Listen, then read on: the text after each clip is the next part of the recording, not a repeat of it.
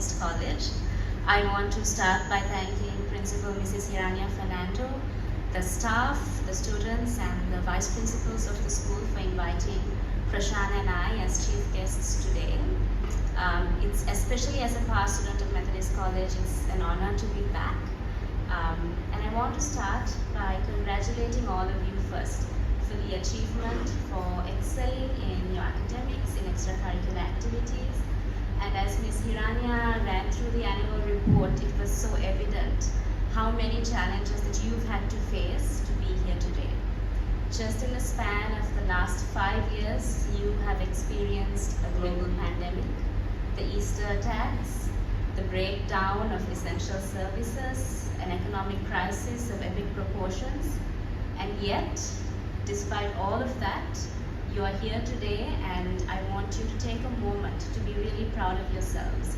And also I want to congratulate your parents and teachers and your community for all that they've done to support you to be here.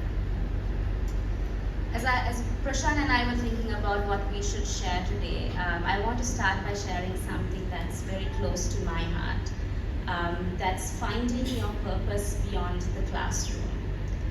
When I say beyond the classroom, I don't mean extracurricular activities alone. I mean finding your purpose in your community and in broader society, and one day in your country. And it may seem a little odd that at a prize giving that's acknowledging your academic excellence, that I would be talking about something outside of the classroom. But I think it's most fitting to talk to you who have excelled, who have shown discipline, hard work, curiosity, and intelligence, to now think of what you can do beyond the classroom. When I think of my time back here at Methodist College, I started out as a very young, very shy, introverted, very insecure student. But it is the encouragement, the opportunities, the guidance that teachers at Methodist College, like Mrs. Hiranya, our former principal, Mrs. Dias, Mrs. Galage, in primary school, Mrs. Dakshina and Devika, teachers who invested, who gave us a platform to see what we couldn't see in ourselves. And I truly believe that that tradition of teachers continue to do that, continues to this day. And I hope that you can grab those opportunities and those platforms and start thinking about what you can do now beyond your classroom. Right after O-levels, I remember a group of us, we were only 16. The war had ended, and there were many opportunities now for us girls to engage in the community. And one of the things that we did was we started teaching English in a slum community in Colombo. And it was a very simple thing. There was no benefit from it for us. We didn't get any grades or any extra marks or prizes. But it was life-changing in it that we started to think about those outside of our periphery, outside of our circles, outside of ourselves, our families, our school.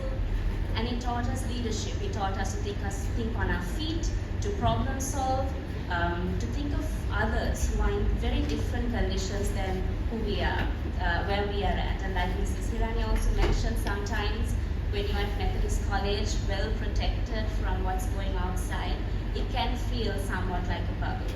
So these opportunities to step outside and see what was beyond was very important to us as girls as we were growing up, and it helped us mature to develop certain skills and characteristic skills of leadership, and to really start thinking about what we would do with the rest of our lives. And this was also around the time that I really became interested in peace and reconciliation. The war had ended. For the students here, I don't know how much of the war you remember, if at all, but I know the parents and teachers. You remember very well what it was like in 2009 when the war ended, and suddenly there was a host of opportunities to start engaging in the north and the rest of the country. And I know Mrs. Dias, out of her wisdom and compassion, allowed us to really engage in these issues even as young as 17 and 18. And that is why I also believe that you're never too young to now start thinking about how you want to impact your community. And today, a decade later, that's what I continue to do. I continue to work with women who've been affected by the war.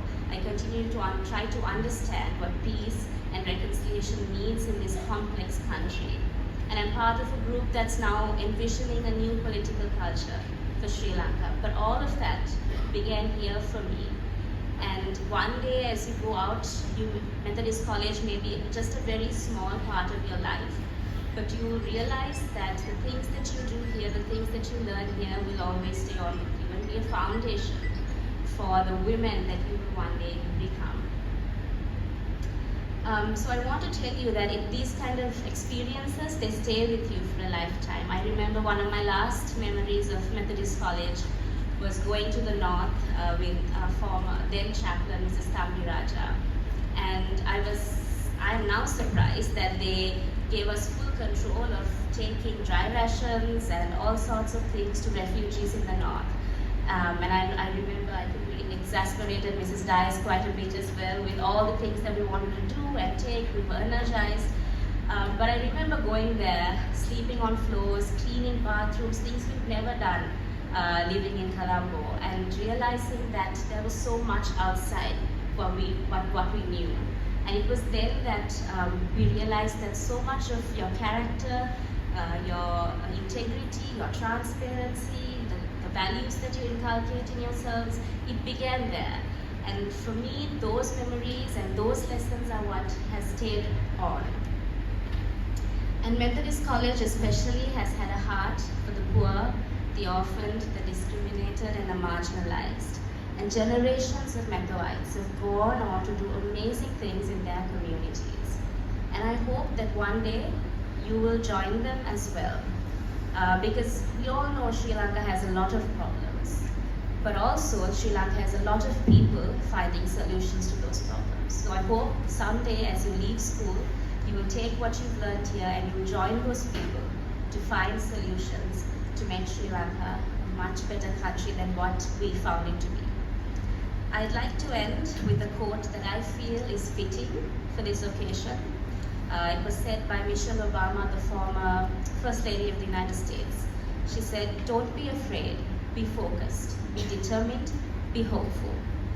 Empower yourselves with a good education, but then get out there and use that education to build a country worthy of your boundless promise. Lead by example, with hope and never fear." Thank you and congratulations once again.